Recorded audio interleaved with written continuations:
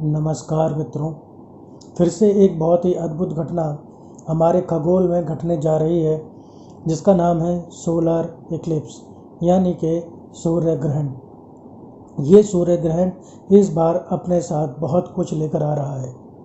तो इस वीडियो में हम बात करेंगे सूर्य ग्रहण से संबंधित कुछ महत्वपूर्ण बातों की, जैसे उसका समय, सूतक काल, उसका देश पर क्या प्रभाव होगा, उसका जो एस्ट्रोलॉजिकल इफ़ेक्ट है, जो ज्योतिष के अनुसार जो प्रभाव है वो जानेंगे। आपको उस समय पर क्या करना है, क्या नहीं करना है, पूजा आदि करनी है तो किस प्रकार, कौन कौन से मंत्र, गर्भवती महिलाओं के लिए ये कैसा रहेगा, क्या करना है क्या नहीं करना है, जो बीमार लोग हैं उनके लिए क्या सावधानी बरतनी है, और अगर जो लोग कुछ सिद्धि या साधना करना चाहते हैं तो उससे संबंधित बहुत कुछ आपको इस वीडियो में जानने को मिलेगा। जुड़े रहिए वीडियो में आखिर तक। आइए सबसे पहले बात करते हैं ग्रहण के समय काल की। ये जो ग्रहण है ये 21 जून 2020 को पड़ने जा रहा है और इसका समय होगा सुबह 9:15 से दोपहर बाद 3:04 तक। यह वर्ष का सबसे बड़ा सूर्य ग्रहण है और यह खंड सूर्य ग्रहण है, यानी कि पूरा सूर्य ग्रहण नहीं है। यह देखने में एक कंगन जैसा लगता है, इसलिए इसे कांकड़ या चूड़ामणि सूर्य ग्रहण भी बोलते हैं।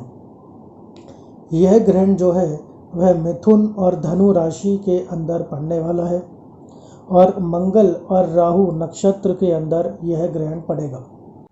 तो यह एक बहुत ही खतरनाक सा कॉम्बिनेशन बनने जा रहा है। खतरनाक कैसे कि देखिए, सूर्य भी है, मंगल भी है और राहु भी है।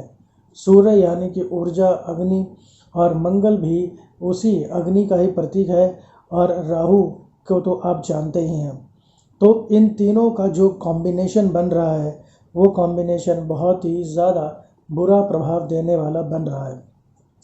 अब अगर बात करें कि देश पर इसका क्या प्रभाव पड़ेगा, तो जो हमारे भारत की कुंडली है, जो स्वतंत्र भारत की कुंडली है, यानी जिस समय भारत आज़ाद हुआ था उस समय की कुंडली वृषभ राशि की बनती है।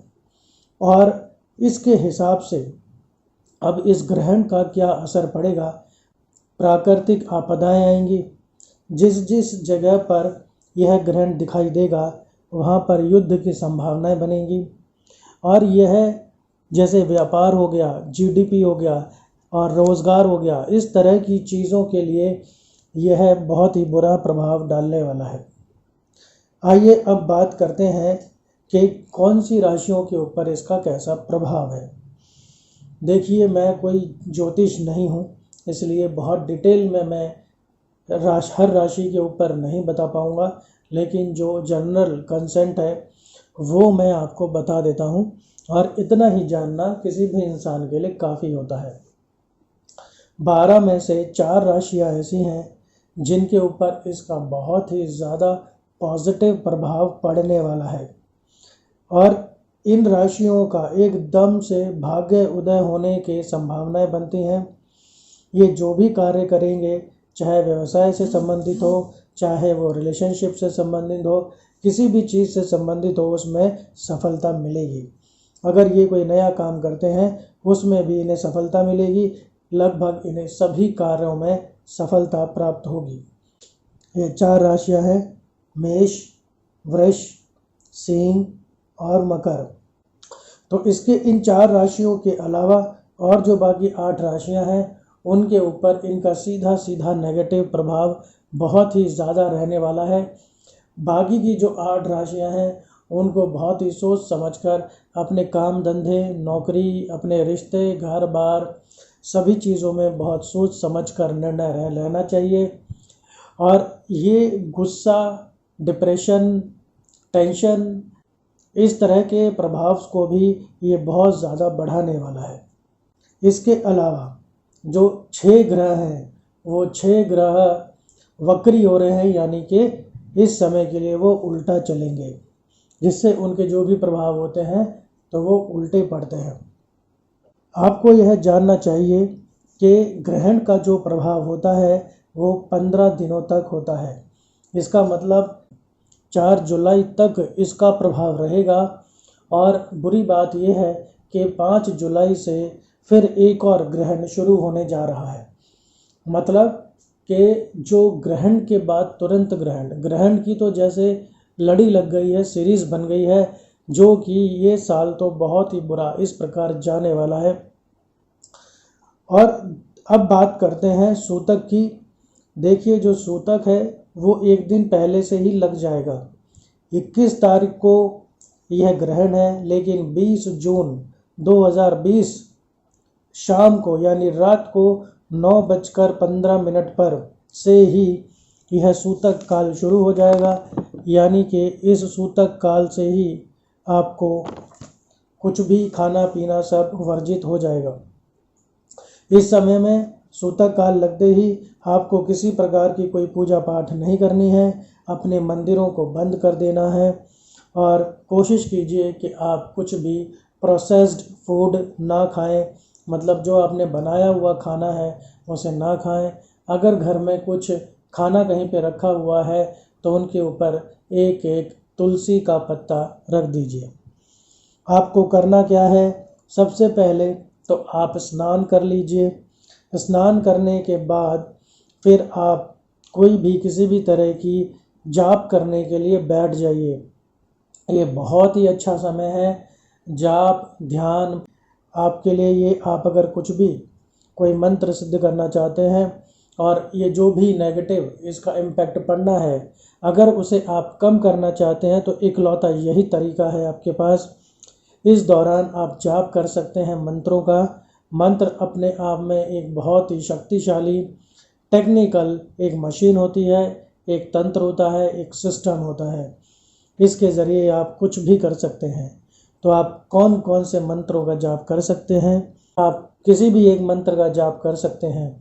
चाहे आप गुरु मंत्र का जाप कीजिए, चाहे इष्ट मंत्र का जाप कीजिए, चाहे सूर्य मंत्र का जाप कीजिए। सूर्य मंत्र में आपको दो बहुत ही आसान मंत्र बता देता हूँ। ओम आदित्याय नमः। दूसरा है ओम ह्रीं ह्रीं सूर्याय नमः। मैं रिपीट कर देता हूँ। पहला मंत्र है ओम आदित्याय नमः। ध्यान रखिए, यह ओम नहीं होता है, यह ओम होता है। ओम आदित्याय नमः। और दूसरा मंत्र है ओम ह्रीं ह्रीं सूर्याय नमः। इसके अलावा आप चाहें तो बहुत ही जो सरल है गायत्री मंत्र का भी जाप कर सकते हैं। अगर आपको गायत्री मंत्र नहीं आता है तो वह भी आप सुन लीजिए। ओम भूर्भुवः स्वः तत्सवितुर्वरेण्यं भर्गो देवस्य धीमहि धियो यो नः प्रचोदयात्। और अगर आप चाहें तो हनुमान चालीसा का भी पाठ कर सकते हैं। ये सब मैंने आपको बहुत ही आसान मंत्र बताए हैं। आप किसी का भी पाठ किसी का भी जाप कर सकते हैं। ये सब जितना भी आप जाप कर सके, जितने भी समय आप बैठ सके उतने समय आप बैठ जाइए। लेकिन कोशिश कीजिए कि 1.25 घंटा तो आप एक बार में जाप करें ही। अगर 1.25 घंटा ना भी कर पाएँ तब भी जितना आप कर सकें उतना करना चाहिए। इसके बाद आप स्नान कर लीजिए। जब पूरा का पूरा जो ग्रहण है वह समाप्त हो जाएगा, फिर आप स्नान कर लीजिए, मंदिर की सफाई कर लीजिए और आपको दान भी अवश्य करना चाहिए।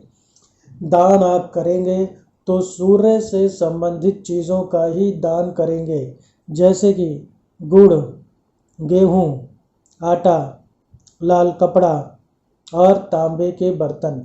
यदि आप इस प्रकार जाप करके दान करते हैं तो आपको कोई भी नेगेटिव प्रभाव सूर्य ग्रहण का नहीं पड़ेगा। अब बात करते हैं अगर गर्भवती महिलाएं हैं उन्हें क्या करना चाहिए। देखिए, गर्भवती महिलाओं को किसी भी प्रकार की कोई टेंशन, कोई चिंता नहीं करनी चाहिए। आप अगर चाहें तो इस ग्रहण को देख भी सकते हैं। जी हाँ, ज़्यादातर लोग आपको ये बताते हैं कि ग्रहण को नहीं देखना चाहिए, बच्चे के ऊपर बुरा प्रभाव पड़ता है, जो माताएं हैं उनके ऊपर बुरा प्रभाव पड़ता है, लेकिन ऐसा कुछ भी नहीं है। अगर चाहें तो जो भी सावधानियां बरती जाती हैं वैज्ञानिक तरीके से, उन सभी सावधानियों को बरतते हुए आप चाहें तो इस ग्रहण को देख भी सकते हैं। इससे आपके ऊपर या आपके बच्चे के ऊपर कोई भी गलत प्रभाव नहीं पड़ेगा। गलत प्रभाव किससे पड़ता है? गलत प्रभाव पड़ता है डर से और चिंता से, क्योंकि बहुत सारे लोग ऐसा बताते हैं कि आप अगर ग्रहण देखेंगे या ग्रहण में बाहर निकलेंगे तो ये हो जाएगा और वो हो जाएगा। तो डर और चिंता त्याग दीजिए। डर और चिंता से आपके ऊपर बुरा प्रभाव पड़ सकता है, लेकिन जो सूर्य ग्रहण है उससे आपके ऊपर कोई बुरा प्रभाव नहीं पड़ेगा। अब इसके दौरान यानी कि ग्रहण के दौरान आप ध्यान रखिए, आपको किसी भी प्रकार का भोजन नहीं करना है, आपको नहीं खाना है। क्यों नहीं खाना है? क्योंकि ग्रहण के दौरान जो खाना होता है वो बहुत तेज़ी से सड़ने लगता है। उसके जो खराब होने की सड़ने की प्रक्रिया होती है वो बहुत ही ज़्यादा तेज़ी से बढ़ जाती है, क्योंकि रेडिएशन उस समय पर बहुत ज़्यादा बढ़ जाता है ग्रहण के दौरान। इसलिए अगर वो खाना हमारे पेट में रहेगा तो वो बहुत तेज़ी से सड़ेगा और वो जहर से कम नहीं होता। अगर आपको ज़रूरत है कुछ खाने की, आपको भूख लगती है या आप बीमार हैं या बूढ़े लोग हैं या गर्भवती महिलाएं हैं, अब अगर खाने की ज़रूरत लगती है, क्योंकि ये ग्रहण सबसे बड़ा ग्रहण है, तो अगर ज़रूरत महसूस होती है तो आप लिक्विड फूड ले सकते हैं। लिक्विड फूड, और उसके अंदर भी आप तुलसी का एक पत्ता डाल लीजिए तो वो भी अति उत्तम हो जाएगा, अमृत बन जाएगा। अब अगर गर्भवती महिलाएं बैठकर जाप नहीं कर सकती तो कोई बात नहीं, वो लेटकर भी जाप कर सकते हैं, कोई फ़र्क नहीं पड़ता। जाप तो जाप होता है। और अगर उनको नींद आए, उनका मन करे, थकावट हो तो वो सो भी सकते हैं, कोई फ़र्क नहीं पड़ता। किसी भी तरह के अंधविश्वास में ना आए। अब अगर घर में बीमार हैं, वृद्ध हैं, गर्भवती महिलाएं हैं, खाना ज़रूरी है, तो वो तुलसी का पत्ता डालकर थोड़ा बहुत भी सॉलिड फूड ले सकते हैं, अगर सिर्फ लिक्विड फूड के ऊपर आप नहीं रह पाते तो। क्योंकि जो तुलसी का पत्ता होता है उसके अंदर पारा पाया जाता है, जो कि रेडिएशन को ख़त्म करने के लिए काफ़ी है। तो तुलसी के पत्ते से आप अपने खाने को बचा सकते हैं, जो खाना आप बाहर रखा है या फिर जो आपके पेट में भी है। अब बात करते हैं उन लोगों के लिए जो सूर्य ग्रहण का भरपूर फ़ायदा उठाना चाहते हैं, जो किसी भी प्रकार की सिद्धि या साधना करना चाहते हैं। इससे बढ़िया मौका, ध्यान से सुन लीजिए, इससे बढ़िया मौका आपको फिर नहीं मिलने वाला। अब समझिए कि ये किस समय आपको सिद्धि के लिए बैठना है, साधना करनी है। देखिए, इसका कुल समय है 9:15 से सुबह 9:15 से दोपहर बाद 3:04 तक। लेकिन जो इसका समय भारत में है, क्योंकि ये भारत के अलावा और भी जैसे ऑस्ट्रेलिया, दक्षिण अमेरिका, इस तरह से और भी कई देशों में ये दिखेगा, तो जो भारत में इसका समय है वो है सुबह 10 बजे से लेकर दोपहर 2:30 बजे तक। अब आप एक काम कीजिए, इसमें से भी आधा घंटा और काट दीजिए, यानी कि 10 में आप आधा घंटा और जोड़ दीजिए, क्योंकि सूर्य ग्रहण थोड़ा शुरू होगा तो थोड़ा उसको अपना चरम सीमा तक पहुंचने दीजिए। तो 10:30 बजे से लेकर 2 बजे तक, जी, सुबह 10:30 बजे से लेकर और दोपहर 2 बजे तक, तो ये आपके हो गए 3.5 घंटे। ये 3.5 घंटे आपके पास हैं, इसमें आपको सिद्धि करनी है, साधना करनी है। और इसमें आपने अगर कोई भी सिद्धि या साधना की तो उससे आपको पूरे के पूरे 21 दिन का लाभ एक ही बार में मिल जाएगा। जी हाँ, 21 दिन का लाभ आपको एक ही बार में मिल जाएगा। अब आपको ये करना कैसे है? इसके लिए देखिए, आपको लगातार भी बैठने की ज़रूरत नहीं है, लेकिन 1.25 घंटा तो आप एक बार की सिटिंग मान लीजिए, 1.25 घंटा तो आप एक बार बैठ ही जाइए। इसके लिए आपको किसी भी तरह की मूर्ति या चौकी या पूजा के सामान की आवश्यकता नहीं है। आप सिर्फ खाली बैठ जाइए एक माला लेकर, और आपको मंदिर के आगे भी बैठने की ज़रूरत नहीं है।